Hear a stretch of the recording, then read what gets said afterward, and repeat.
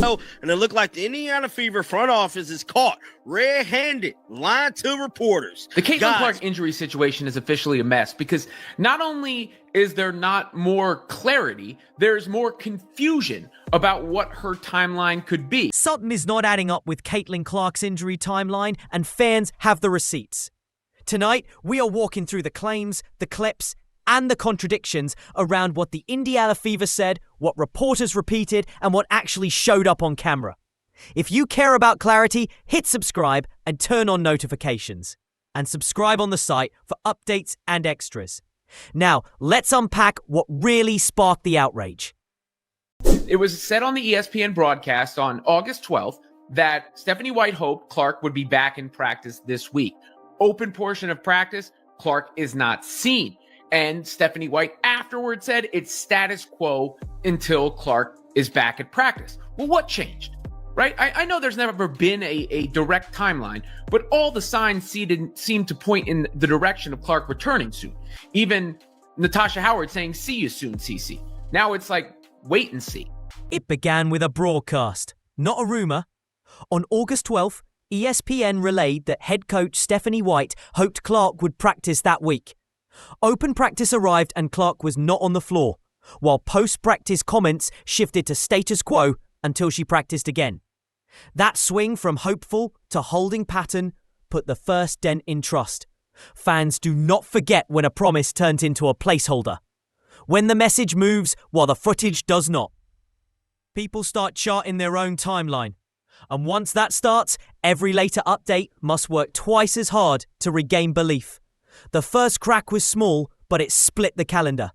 And the next beat widened it. And there's further information coming out that Clark suffered a bit of an ankle injury in the midst of her recovery process. Did that hinder her return? One reporter saying yes, another reporter is saying no. Bottom line is, we need to know a little bit more. We don't need Caitlin Clark's in-depth medical report, but it's fair for fans to wonder if the Fever and the league's biggest star is going to return to the floor this season or what the chances are. And she's been out of action for 5 weeks, so it's not as if some patience hasn't been expressed. A neat explanation said Clark got hurt during an August 7th workout. Then same-day Phoenix clips circulated where she moved easily, carried a luxury bag, and showed no obvious discomfort. Two things can be true, but the clean practice story collided with clean video that did not signal injury. In a receipts era, fans privilege what they can see over what they are told. That's how doubt takes root. The more polished the statement looks, and more viewers compare it against raw angles and timestamps. If the public timeline and public clips do not align, skepticism becomes the baseline, and the labels that followed did not help. Nonsense is false hope to get people to keep showing up, keep buying tickets. They got us content creators waiting and hoping, hey, they said she might be, this is the empty time. This is the time for practice that she might return. There you see it. Caitlin Clark on the sidelines, not practicing at all. It's done, you guys. It's over. It's over. We just have to accept the fact there will be no more Caitlin Clark this season. It is what it is. It is a wrap. Status tags started whiplashing. Day-to-day turned to indefinite. A circled date floated on TV, evolved into game time decision, then flipped to out after White said Clark had not practiced. Words like day-to-day mean something to fans who plan tickets and streams. When those markers keep shifting, supporters wonder whether the map is guiding them or stalling them. Consistency is not just courtesy, it's currency. Spend enough of it, and the audience stops buying what the labels sell.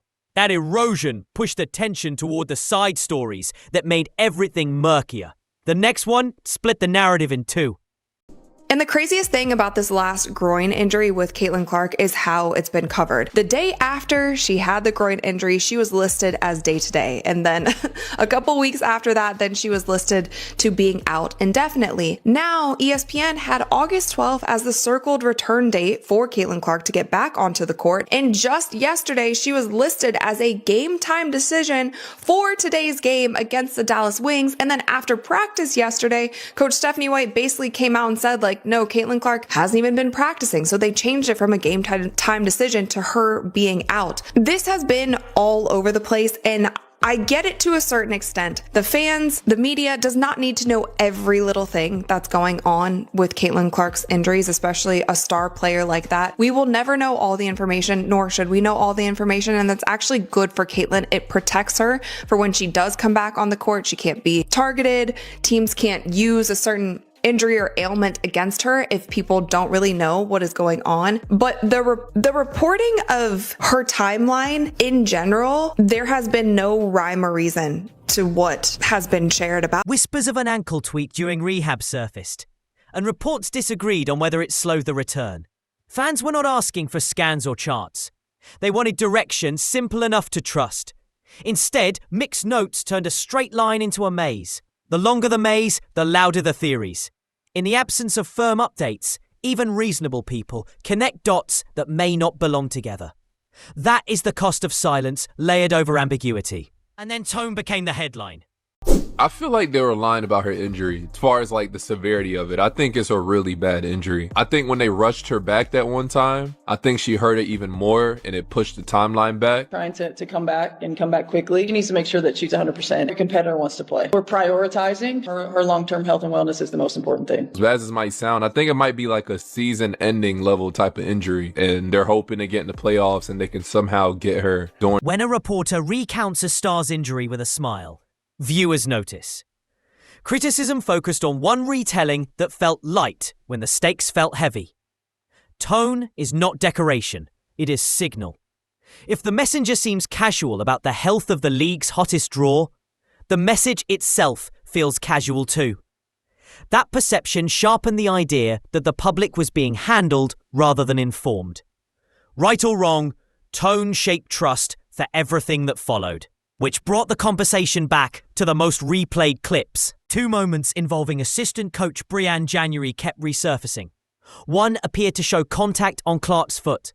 Another showed January pulling Clark back during a hype moment with fans. Taken alone, either could be harmless. Together, they undercut the tidy practice-only origin story. Fans asked a plain question. If there was game contact, why sell a practice twist as the whole explanation? Without a clear answer, those clips became anchors for doubt. Gout travels faster than any press note, and it was about to pick up speed. Another thread caught fire. Did a push to bulk up too fast create stress the body could not absorb on that timeline? Strength matters in a physical league, but ramp speed matters too. When a star gets sidelined during a build-up phase, people naturally wonder whether the plan, not just a misstep, played a role. It is a theory, not a diagnosis, yet theories fill any vacuum left by minimal updates. The faster program looks, the more the public asks who set the pace and why. That question widened the frame from one injury to something bigger. The narrative shifted from incident to pattern. Missed whistles on contact, status labels that drift, clips that contradict summaries. A star kept at arm's length from full explanations. When patterns take shape, isolated PR lines cannot contain them. Fans stop debating dates and start debating credibility. And once credibility becomes the topic, each statement must over-deliver just to return to neutral. That is a steep climb that only clear, steady messaging can handle. Meanwhile, the cost of confusion was not just local. Clark moves tickets, spikes ratings, and draws new eyes to the league. Fog around her status chills momentum. Casual viewers drift without a clear when. Families hesitate without a clear if. The league needs transparent arcs to keep first-time audiences engaged. Ambiguity is the only opponent no team can beat. That's why fans ask for firm language over flexible hints. Win the narrative and you buy patience. Lose it and you spend goodwill. The digital crowd made that point louder by the day. This is 2025. Interviews, practice windows, and sideline moments are clipped, time-stamped, and shared within minutes. Social media turns contradictions into side-by-side reels. Once the public constructs a timeline of its own, any official version must match it or explain the gap plainly. Without that explanation, the crowd becomes the historian, and the historian sets the tone. The longer the mismatch, the harsher the verdict. That is how a delay becomes a dispute and a dispute becomes a storm. The next question was who would own the fix. As head coach, White became both the face of updates and the target of the pushback. The critique was direct. If expectations are raised, show the path. If the plan changes, say it once and say it clearly. If details cannot be shared, state that with conviction and keep it consistent. Every deviation spends trust. The most loyal audiences do not ask for perfection. They ask for coherence. That is the standard when the spotlight is this bright. With that in mind, only 2 viable routes remained. There are 2 sustainable options. 1, reset the narrative with firm, minimal, and consistent language. Then let actions match words for several consecutive checkpoints. 2, stop teasing milestones. Accept short-term heat and let the return arrive without more conflicting tags. Either path requires clarity over cleverness. Fans forgive truth delivered plainly far faster than they forgive hope sold softly that fades by game time. The lesson is not complex. The only question is how quickly it will be applied. Here is the bottom line. Confusion hollowed out trust because shifting labels kept moving the target. Match words to reality and the noise fades. If you want more breakdowns like this, subscribe right now. And subscribe on the site for bonus notes and updates. Drop your take in the comments. Do the clips support the official story, or do they tell a different one? Your view might be the one that connects the last dot.